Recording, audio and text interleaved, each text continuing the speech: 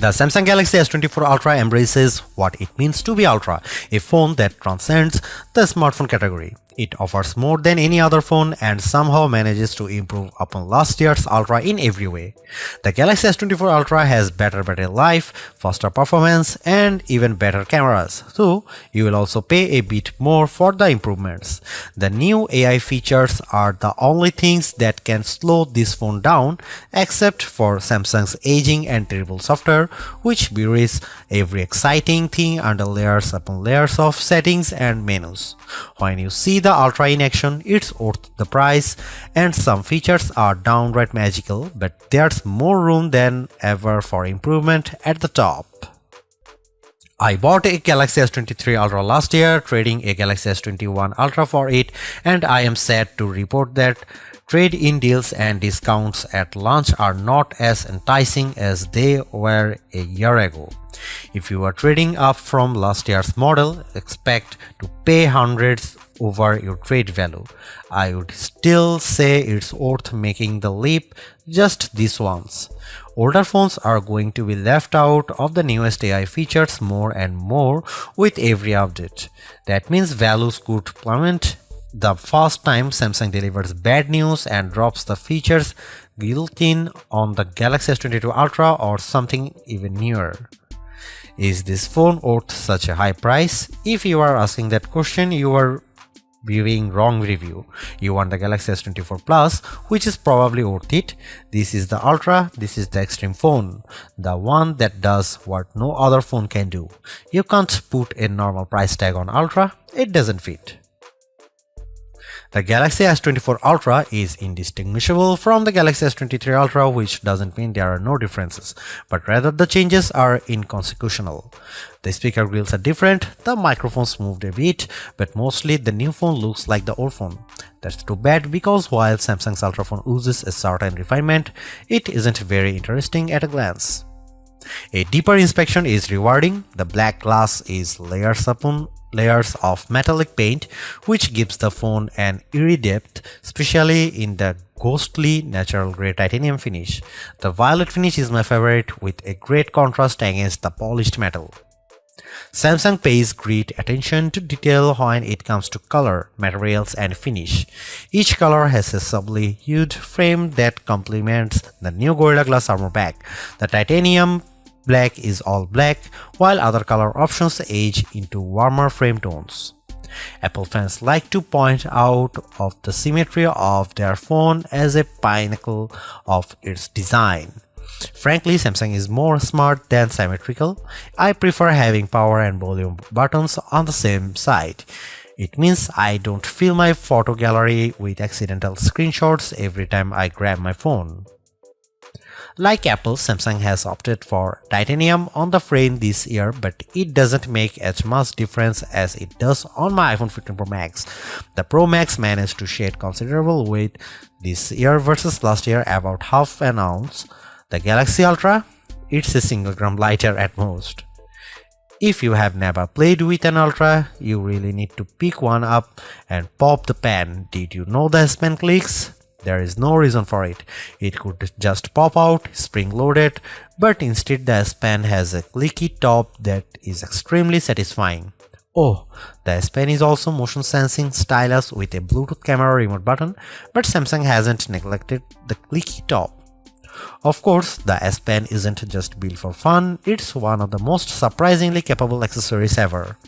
It is as precise as a professional drawing tool, not like a big, clumsy, rubber-tipped stylus that you can buy for an iPhone. It also has Bluetooth built in, so the side button can act as a remote control for other features on your phone, especially the camera. That's right, the Galaxy S24 Ultra ships with a remote camera shutter release, which is an accessory I actually bought to go with my Nikon DSLR.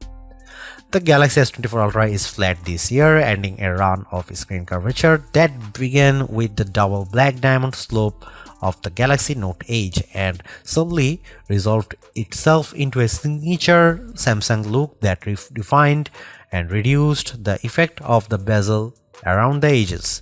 On the front and back, Galaxy S23 Ultra has gently rounded curves that make the phone feel much nicer to hold. The Galaxy S24 Ultra is more sharp, and though it isn't uncomfortable, it feels conspicuously big. The display on the Galaxy S24 Ultra is excellent, as good as you'd hope to find on a premier smartphone. It's huge, bright and colorful, especially using the vivid color tone option. There are plenty of adaptations for this display, including adaptive brightness and color tones that measure ambient lighting and adjust the display to look its best. In bright outdoor light, the display can boost to a stunning 2600 nits, which isn't quite the brightest you can find, but you won't need any brighter.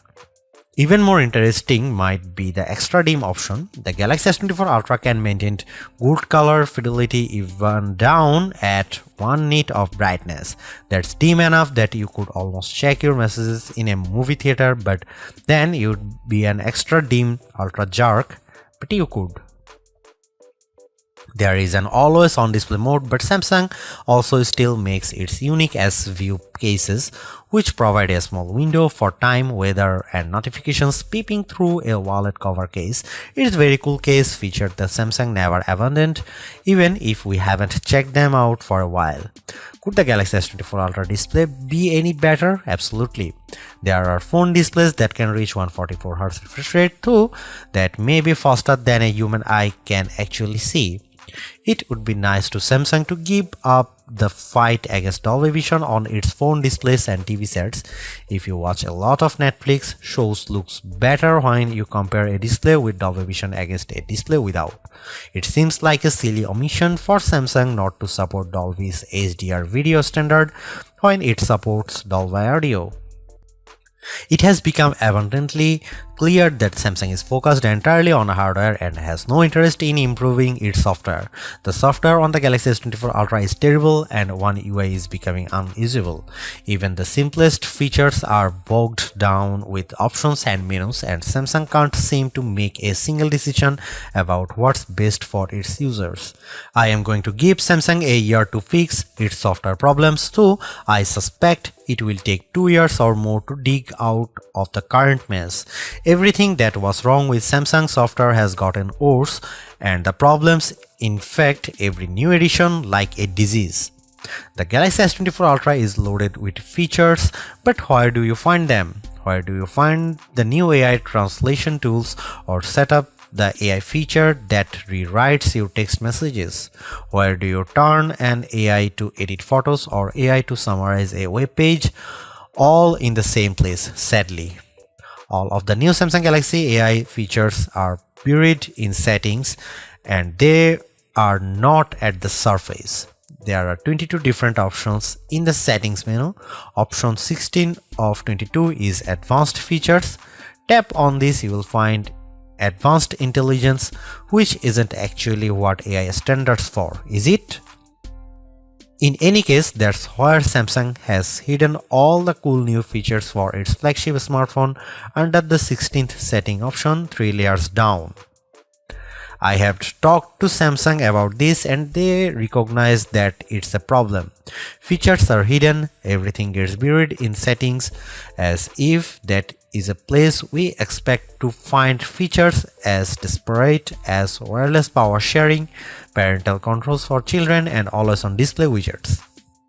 In a feeble attempt to inform users about everything the phone can do, the Galaxy S24 Ultra will occasionally bubble up messages and suggestions for things to try. Sadly, Samsung phones are overloaded with messages and suggestions.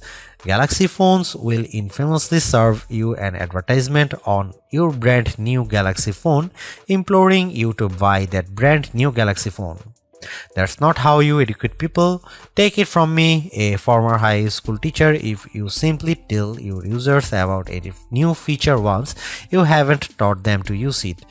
Samsung needs to take a big step back and figure out how to encourage users to try features they will enjoy.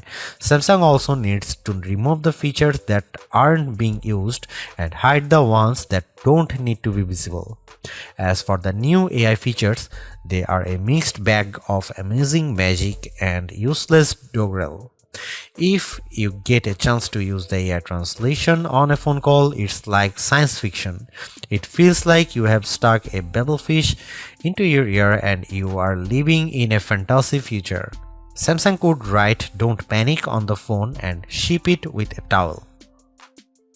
Other AI features are useful, but only to a point. The AI writing style feature can adapt your text messages to a variety of different styles, including a professional tone and more playful messages, replete with emojis and hashtags.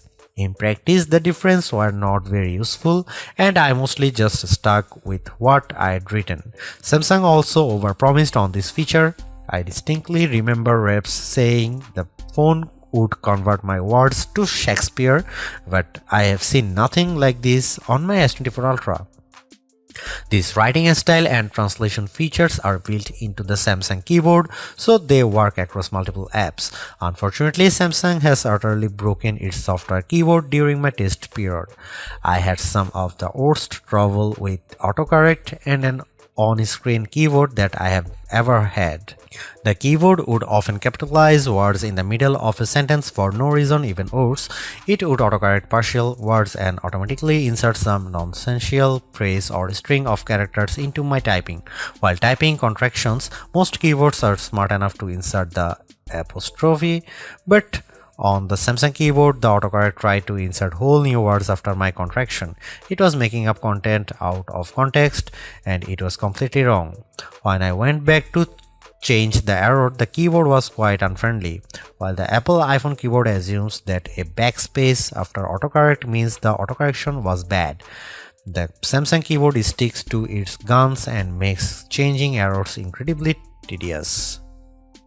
I suspect that if I am diligent with the Samsung keyboard and I keep correcting all of its elementary errors, I will eventually teach to it write properly. I don't have time for this. I'm not sure how Samsung broke its keyboard so badly, but it's terrible and needs an immediate update.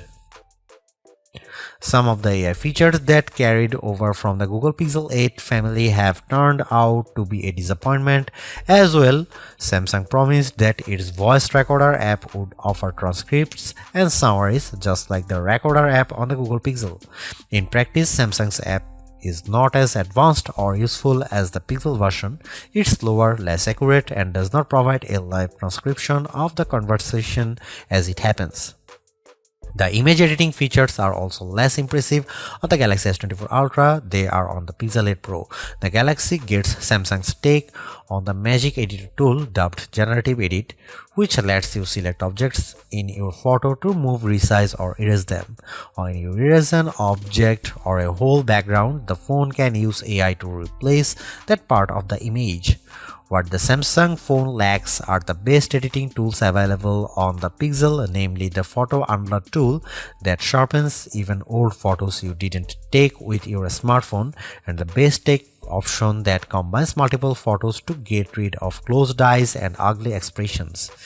Yet as much as I complain about Samsung software, there are simply things you can do with a Galaxy phone, especially the Galaxy S24 Ultra, that you can't do with anything else. I love Samsung DeX, which turns your phone into something that acts more like a Chromebook. When you plug it into a monitor with a keyboard and mouse, you get a new home screen with windows and a dock, and everything runs smoothly. Why is this useful? I have a computer at home, but my corporate IT guys don't like me using it for work stuff. Instead, I use my phone, which is already set up with work and personal accounts.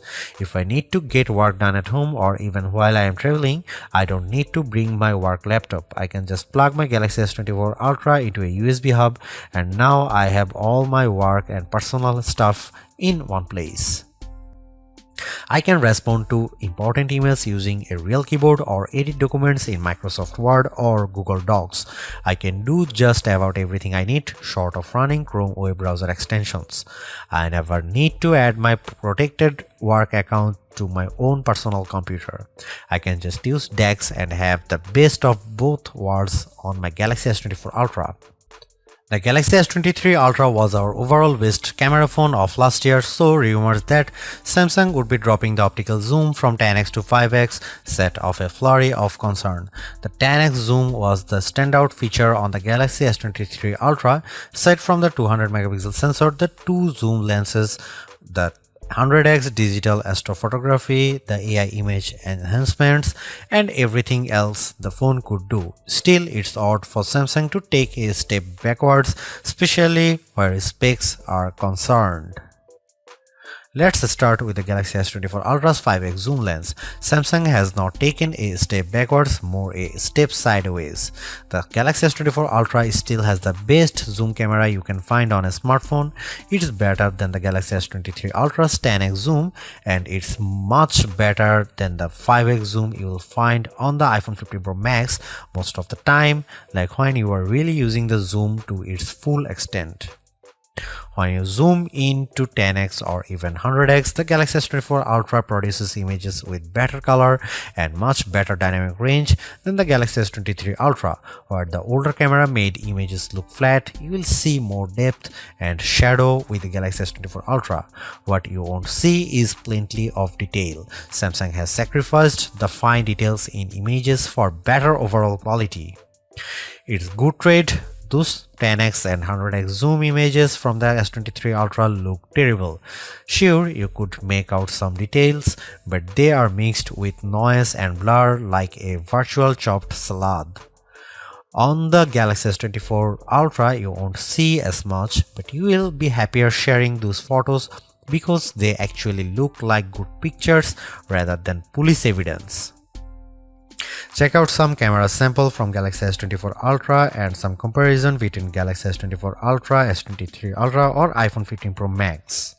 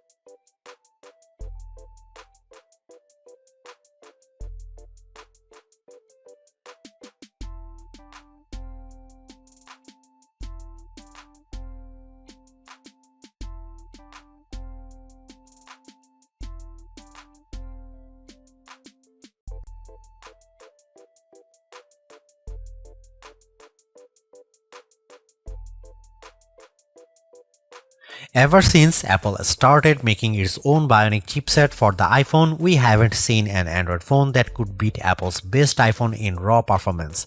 That ends with the Galaxy S24 Ultra. The Ultra is just as fast as the iPhone 15 Pro Max, and in many ways, it's even faster. You may never notice the performance gains, but I have to give credit where credit is due. Qualcomm and Samsung have managed to top Apple's silicon for the first time in years. What does that mean? In the real world, everything that you could do on your smartphone, you can now do faster. If you play games like Call of Duty Mobile or Genshin Impact, you can play at the highest settings and experience fluid frame rates and shutter-free gaming.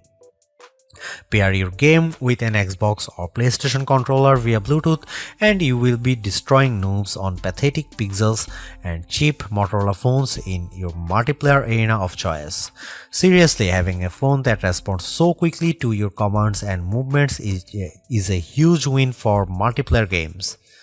Is the Galaxy S24 Ultra a gaming phone? Then you'd better believe it. I tested the Galaxy S24 Ultra against the Asus ROG Phone 8 Pro, a phone that is truly made for gaming. The Galaxy S24 Ultra had no problem beating the ROG Phone 8 in every metric, even producing a higher frame rates on the newest games. If gaming is not your thing, you can still feel the performance benefits. I edit photos in Adobe Lightroom, and on my Galaxy S24 Ultra I can move the adjustment sliders freely and watch my photo change in real time. In side-by-side tests using the new Adobe Intelligent Masking features, the Galaxy S24 Ultra was able to find and select my foreground subject in seconds faster than my older Galaxy S23 Ultra. The only features that cause a delay on the Galaxy S24 Ultra are the new AI features, and that's ironic. For the first time in years, Samsung's commands a lead over its rival Apple, but it loaded the Galaxy S24 Ultra with AI features that Apple has skipped so far. Instead of feeling like everything moves faster on my Galaxy, I have to wait while the AI composes new text messages or makes edits in the photo gallery. Those features aren't worth the wait if there was no waiting. If writing suggestions appeared in real time the way Adobe Lightroom changes my photos, I'd be amazed by the AI tools and I'd use them more often. Instead, every time I see the AI starts logo appear, I see a stop sign. You won't find a phone with longer battery life than the Galaxy S24 Ultra. In our lab testing, which involves continuously browsing the web on 5G until the battery runs out, the Galaxy S24 Ultra in its default adaptive display mode lasted a huge 16 hours and 45 minutes. That beats the impressive 14 hours and 2 minutes the iPhone 15 Pro Max managed in our testing. It also outlasts the Galaxy S23 Ultra by more than 2 hours, as beats many other Android phones too. You'd have to buy a hardcore gaming phone with a massive battery inside like the Red Magic 9 Pro with its 6500 mAh cell to get any more battery life from your phone. Samsung didn't increase the size of the battery over last year's Ultra, it just improved power management on the Galaxy S24 Ultra so it saves more juice. The adaptive screen settings can be aggressive, but you can turn them off if you need a bright display all time. You can also adjust settings like screen resolution and processor performance to save more power. There are even more extreme options. Samsung used to have an ultra power saving mode, but now that's just another setting under the power saving features, letting you limit the apps available, turn off edge panels, dim the display, and generally shut down everything you don't need to conserve every watt. There should be a more intelligent power management option that reads your habits and adapts the power saving to the way you use the Galaxy S24 Ultra. Oh wait, there is a such mode and it's called adaptive power saving, but you will never find it. Adaptive power saving is buried under the settings menu, then under device care. Then you have to tap the battery graph, which is a button that doesn't actually look like a button, but trust me, it's a button. Then tap power saving, which also looks like plain text and not a button. Again, it's a button. Hooray! You are almost there. Just find the 3 little dots in the upper right corner, which is Samsung way to hide even more menus, and then you will finally be able to open the adaptive power saving settings. Why Samsung? Why? Why does it have to be this way? Why can't my Galaxy S24 Ultra come with adaptive power saving turned on by default? If this feature is so useful, why is it hidden beneath 5 layers of menus? Beneath buttons that don't look like buttons and sub-menus that are just cryptic dots. Enough is enough. Fix the software, or this is my last Galaxy Ultra. The Galaxy S24 Ultra charges at 45 watt, which is a respectable charging speed, fast enough to get you well past 50% if you only have a half an hour to charge your phone. In 15 minutes, my Galaxy S24 Ultra was just under 40% charged, and it took around 45 minutes to charge the phone completely. That's even faster than Samsung promises. There are phones that charges faster, like the OnePlus 12 that comes with an 80-watt charger. That phone can reach 100% charge in about half an hour, and OnePlus even has a super fast wireless charger that is capable of 50-watt charging. The S24 Ultra can handle up to 15-watt wireless charging, including the latest QI2 charging standard. The Galaxy S24 Ultra can also charge other devices wirelessly, and if you can find wireless power sharing in the settings menu, I will personally send you a price instead. Just add a wireless power sharing button to the quick settings menu if that's a feature you use often. Unlike the OnePlus 12, the Galaxy S24 Ultra does not come with a charger in the box, and if you want the fastest charging speed, you will need to pay attention to the charger you buy. You can spend a lot of money and get a big Walmart from Samsung, or you can do right thing to get Anker 713 Nano charger from Amazon for around half the price. A refreshed design does not make a true upgrade. New features, new technology, and lifestyle enhancing alternations do. And the Samsung Galaxy S24 Ultra has all of these along with seemingly every other features or specification bump you could want from a new phone. Not only is it worth buying if you don't already own a Galaxy Ultra phone, I'd even say it's worth buying if you have a Galaxy S23 Ultra. It's really that good. Obviously, you don't need to upgrade your Galaxy S23 Ultra, but it's heartening to discover Samsung hasn't just sent out a vogue refresh of its most expensive non-folding phone this year, which is really what it did with the Galaxy Z Fold 5 over the Galaxy Z Fold 4. The Galaxy AI stuff is being pushed hard, and while some of it is worth your time, it's not a reason to choose the Galaxy S24 Ultra on its own. It's a combination of all its parts, from the amazing battery life to the genuinely improved camera, that makes it a must-buy. Although I say it's even worth an upgrade from the year-old Galaxy S23 Ultra, I do think you should mostly go into the Galaxy S24 Ultra with the intention of keeping it for years. Quite apart from Samsung's efforts to use more recycled materials, the software update commitment, the sheer ability of the device, and the price bump all shout, keep me in all. Honestly, I don't think you will tire of the Galaxy S24 Ultra or reach its full potential anytime soon. Buy it and keep hold of it, as you simply can't do much better. Thanks for watching. See you in the next one.